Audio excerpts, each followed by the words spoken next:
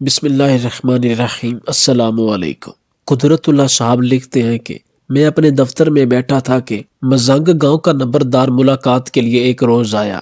اس نے بتایا کہ کچھ عرصہ سے ایک ملنگ نے گاؤں میں ڈیرا ڈالا ہوا ہے۔ دوپہر کے وقت موسم گرما کی شدید تمازت میں بھی وہ آگ جلا کر باہر دھوپ میں بیٹھتا ہے اور دن بھر چلم پیتا رہتا ہے، اور دور دور سے لوگ اپنی مرادیں لے کر اس کے پاس آتے ہیں۔ کسی سے وہ گھی کا کنستر وصول کرتا ہے، کسی سے گندم کی بوری یا چاول یا چینی کے انبار۔ خاص طور پر عورتوں سے سونے چاندی کی انگوٹھیاں اور چوڑیاں تک اتروا لیتا ہے۔ اگر کوئی شخص اس کی فرمائشیں پوری نہ کر سکے تو وہ جلال میں آ کر سائل کی جانب اپنا ہاتھ جھٹکتا ہے۔ اس عمل سے سائل کے بدن کا کوئی حصہ سن ہو کر مفلوج سا ہو جاتا ہے۔ لوگ اسے چارپائی پر ڈال کر گھر لے جاتے ہیں، جہاں پر 1.5-2 ماہ وہ یہ اذیت کاٹ کر ٹھیک ٹھاک ہو جاتا ہے۔ اس طرح کے درجنوں کیس علاقے میں رونما ہو چکے ہیں۔ نمبردار نے کہا کہ ساری آبادی اس کے خوف سے سہمی ہوئی ہے، سمجھ میں نہیں آ رہا کیا کریں یا کیا نہ کریں۔ یہ عجیب واقعہ سن کر مجھے شوق آیا کہ میں خود وہاں جا کر اس بھید کا کھوج لگاؤں۔ حفظ ما تقدم کے طور پر سول اسپتال سے ایک سٹریچر منگوا کر گاڑی میں رکھوا لیا۔ ایک اردلی اور نمبردار کو اپنے ساتھ بٹھا کر گاؤں کی طرف روانہ ہو گیا۔ 50-55 میل کا سفر تھا۔ راستہ بھر میں لگاتار آیت الکرسی اور چاروں کل پڑھتا رہا۔ میں نے گاڑی گاؤں کے قریب رکوائی۔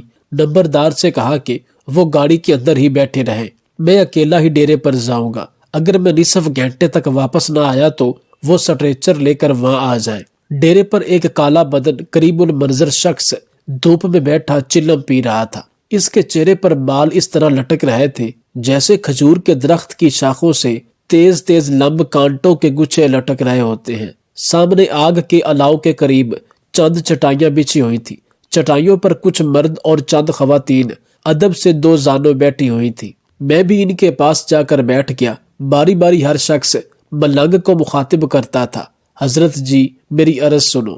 لیکن سرخ سرخ آنکھوں والا ملنگ کسی کی عرض سننے کے موڈ میں نہ تھا، بلکہ کش پر کش لگا کر ٹن بیٹھا تھا۔ تھوڑی دیر انتظار کرنے کے بعد میں نے ملنگ کو للکارا، ارے او بدماش غنڈے، بولتا کیوں نہیں، کیا گونگا ہے؟ یہ سنتے ہی چٹائیوں پر بیٹھے لوگ اٹھ کر بھاگ گئے۔ دور کھڑے ہو کر مجھے نصیحت کرنے لگے، شہری بابو، ملنگ کا تجھے معلوم نہیں، یہ جلالی بابا ہے، تم کو بھسم کر ڈالے گا۔ میری للکار سن کر ملنگ بھی غصے میں آ گیا۔ اس نے چلم ہاتھ سے رکھ دی اور زور سے چنگھاڑ کر کھڑا ہو گیا۔ ملنگ نے 5-7 بار زور زور سے جھٹک کر میری جانب اپنا ہاتھ مارا۔ 1-2 لمحوں کے لیے بازوؤں میں ہلکی سی سنسناہٹ تو ضرور ہوئی، لیکن فوراً ہی رفع بھی ہو گئی۔ اپنے عمل کی اس ناکامی پر ملنگ گھٹنوں پر سر دے کر زمین پر بیٹھ گیا۔ اسی دوران نمبردار اور میرا اردلی بھی کار لے کر وہاں آ گئے۔ اب گاؤں کی آبادی کا بڑا حصہ یہ تماشا دیکھنے وہاں جمع ہو گیا۔ میں نے لوگوں سے کہا کہ یہ کوئی شیطانی عمل ہے، اللہ کے کلام کی برکت سے عمل ٹوٹ گیا ہے۔ اب تم بے خوف ہو کر آگے آؤ اور لا حول ولا قوت الا باللہ پڑھ کر اس کے ایک ایک جوتا لگاؤ۔ یہ سن کر گاؤں کا ایک زندہ دل نوجوان زور سے لا حول پڑھتا ہوا آیا اور ملنگ کو زمین پر الٹا لٹا کر اس کی پیٹھ پر گھوڑے کی طرح سوار ہو کر بیٹھ گیا، اور اس کے بعد باری باری مرد، عورتیں اور بچے آتے اور لا حول پڑھ کر ملنگ کو 1 یا 2 جوتے رسید کر جاتے۔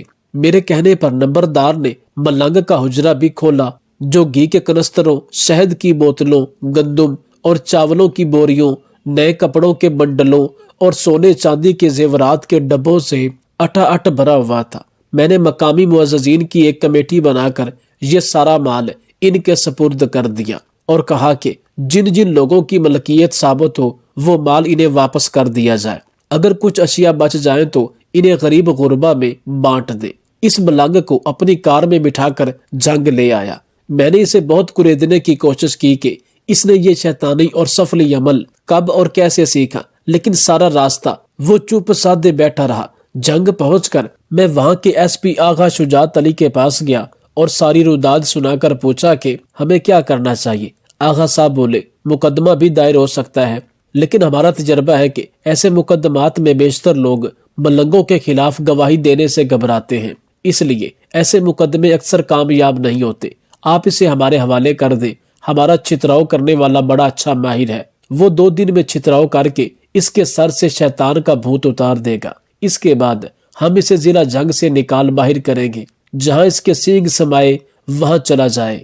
بعد میں یہ بھی معلوم نہ ہو سکا کہ اس سفلی عمل کے سینگ کہاں سمائے۔ 2 بڑے ذمہ داروں کا تذکرہ کیے بغیر جنگ میں میرے ملاقاتیوں کا سلسلہ تشنع تکمیل رہ جائے گا۔ ایک روز ایک بڑے ذمہ دار صاحب ملاقات کے لیے آئے۔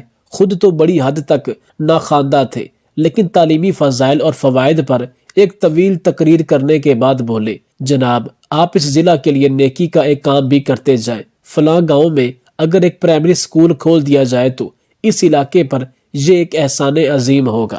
اگر آپ قبول فرمائیں تو بندہ سکول کے لیے زمین مفت، کمروں کی تعمیر کے لیے 20,000 روپیہ نقد اور 1 برس کی تنخواہ اپنی جیب سے ادا کرنے کے لیے حاضر ہے۔ میں نے ان کی روشن خیالی اور فیاضی کی تعریف کر کے کہا، نیکی اور پوچھ آپ جب فرمائیں گے سکول کھولنے کا بندوبست ہو جائے گا، بلکہ میں تو یہ کوشش بھی کروں گا کہ اس سکول کا افتتاح کرنے کے لیے وزیر تعلیم کو بذات خود یہاں مدعو کیا جائے۔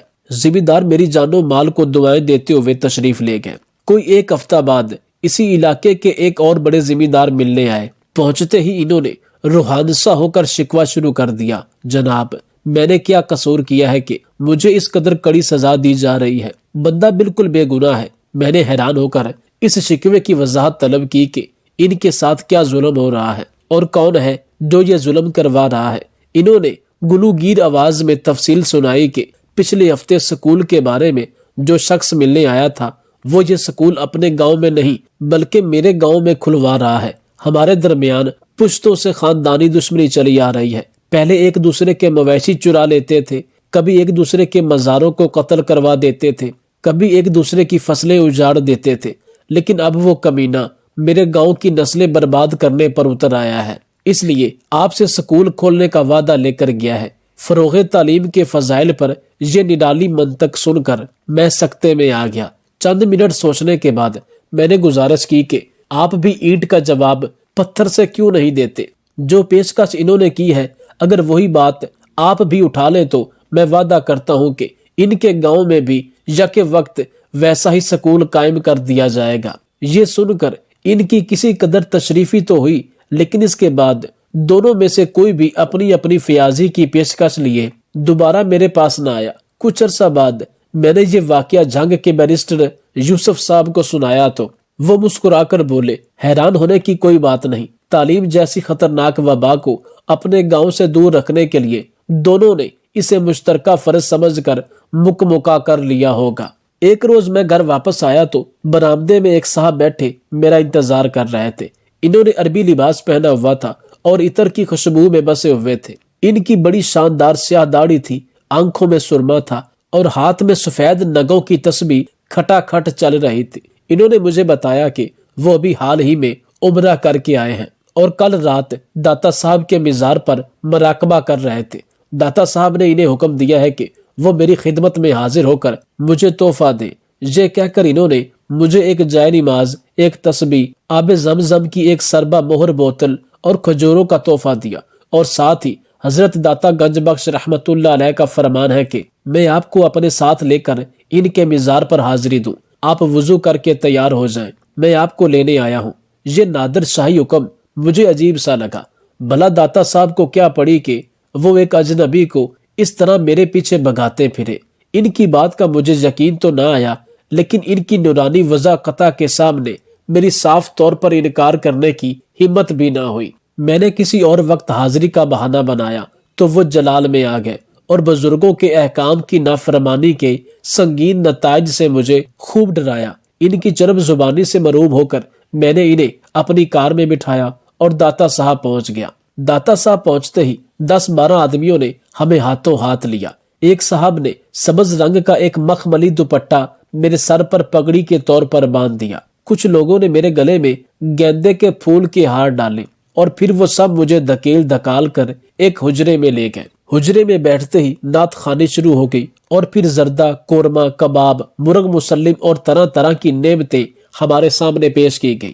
میں نے کسی چیز کو ہاتھ لگانے سے صاف انکار کر دیا۔ سب نے شور مچایا کہ یہ داتا صاحب کا تبرک ہے، اسے کھا کر برکت حاصل ہوتی ہے، لیکن میں معافی مانگ کر اٹھنے لگا تو اچانک عربی لباس والے بزرگ نے کاغذوں کا ایک پلندہ میرے حوالے کر کے کہا، آپ اسے گھر جا کر پڑھیں، اس میں جو کچھ لکھا گیا ہے وہ حضرت داتا گنج بخش رحمت اللہ علیہ کی ہدایت کے مطابق ہے، اس پر عمل کرنے سے آپ کو فلاح نصیب ہوگی۔ یہ کاغذات ایک متروکہ سینما ہاؤس کی الاٹمنٹ کے متعلق تھے۔ میں نے اسے متعلقہ فائل نکلوا کر دیکھی تو یہ خدا کھلا کہ عربی لباس والے بزرگ ایک شہر کے لوکل باشندے اور پیر تھے۔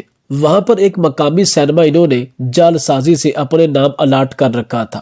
اب انہوں نے درخواست دے رکھی تھی کہ یہ الاٹمنٹ ان کے نام کنفرم کر دی جائے۔ میں نے داتا صاحب والے ڈھونگ کا قصہ بورڈ کے ایک اور ممبر کو سنایا تو انہوں نے بتایا کہ یہی حضرت ان کے پاس کچھ اور طرح کا سامان لے کر تشریف لائے تھے اور غصے میں آ کر انہوں نے ان پر اپنا کتا چھوڑ دیا تھا۔ مجھے اس بات کا افسوس رہا کہ بورڈ نے صرف ان کے سینما کی الاٹمنٹ منسوخ کی اور ان پر جعل سازی کا مقدمہ دائر نہ کیا۔ اسی طرح ایک صاحب نے اپنی درخواست میں لکھا تھا کہ وہ جو جائیداد بھارت چھوڑ آئے ہیں ان میں دہلی کا لال قلعہ ہے، انہیں اس کی عظمت کے مطابق معاوضہ دیا جائے۔ ان کا دعویٰ تھا کہ ان کا شجرہ نسب آخری مغل بادشاہ بہادر شاہ ظفر کے ساتھ براہ راست ملتا ہے۔ ایک سرکس والے نے اپنے شیر کا معاوضہ مانگا تھا جسے وہ بھارت چھوڑ آیا تھا۔ بورڈ کے ممبروں نے اسے بتایا کہ ہم تو صرف غیر منقولہ جائیداد کا معاوضہ دیتے ہیں، شیر تو چلتا پھرتا متحرک درندہ ہے، اس کا معاوضہ دینا بورڈ کے اختیار میں نہیں۔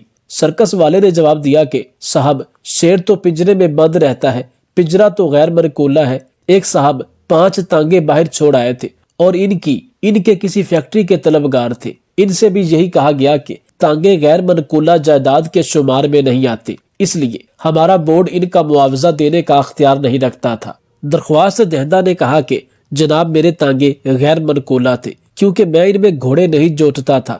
ایک شخص محمد بشیر ضلع لدھیانہ کے کسی گاؤں میں آٹا پیسنے کی مشین لگائی ہوئی تھی۔ اس نے اس کی قیمت 2200 روپے درج کی ہوئی تھی۔ مشین خریدنے کی اصل رسید بھی درخواست کے ساتھ منسلک تھی۔ ہمارا بورڈ 5000 روپے سے زیادہ مالیت کے اثاثوں کا فیصلہ کرتا تھا۔ میں نے محمد بشیر سے کہا کہ اگر اس نے اپنی مشین کی قیمت 2200 کی جگہ 5000 روپے درج کی ہوتی تو بورڈ اسے ضرور معاوضہ دے دیتا کیونکہ اس کے کاغذات بڑے صاف اور سچے ہیں۔ اس نے جواب دیا، اچھا، میری قیمت ہی 2200 روپے ہے تو میں 5000 کیسے لکھ دیتا؟ میں نے کہا، تم نے یہ مشین 8 برس پہلے خریدی تھی، اب تو قیمتیں بڑھ گئی ہیں، اب تو اس کی قیمت 5000 سے اوپر ہو گئی۔ محمد بشیر نے کہا، صاحب آپ بھی بڑے بھولے ہیں، پرانی ہو کر تو مشین کی قیمت گھٹتی ہے، بڑھا نہیں کرتی۔ محمد بشیر کو ہم کچھ نہ دے سکے لیکن وہ ہمیں بہت کچھ دے گیا۔ صبح سے لے کر شام تک ہمارے بورڈ کو جھوٹ، فریب اور لالچ کے جس طوفان بدتمیزی کا سامنا کرنا پڑتا تھا، اس ماحول میں محمد بشیر جیسے انسان دیانت اور امانت اور پاکیزگی کے وہ ستون تھے جن کی برکت سے قومیں زندہ رہتی ہیں اور پروان چڑھتی ہیں۔